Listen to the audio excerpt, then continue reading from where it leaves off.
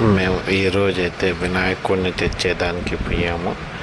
అయితే అక్కడికి వెళ్ళిన తర్వాత రకరకాల వినాయకులు ఉన్నాయి. ఆ వినాయకులందరినీ చూస్తే చాలా ముచ్చటగా ఉంది. అందువల్ల ఏంటంటే నా యూట్యూబ్లో ఉన్న వాళ్ళు ప్రతి ఒక్కరు ఈ వినాయకులందరినీ చూసి దర్శిస్తారని కోరుకుంటూ మీ అందరి కోసం ఈ వినాయకులను వీడియోస్ తీశాను. చూడండి ఎంత చక్కగా ఉన్నాయో, ఎంత బాగున్నాయో. మీకోసం, మీ అందరి కోసం ఈ వీడియోస్ అయితే తీశాను. చూడండి ఈ వినాయకుడు గారు ఎట్టున్నారు.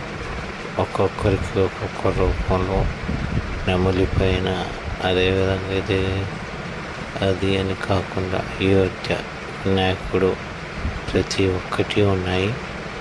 చూడండి ఎలా ఉన్నాడో.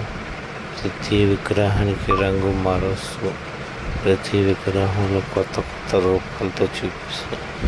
ఈ లెఫ్ట్ సైడ్లో ఉండేది అయోధ్య ఆంజనేయ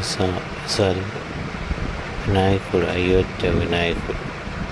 ఈ రైట్ సైడ్లో ఉండే మామూలు వినాయకుడు.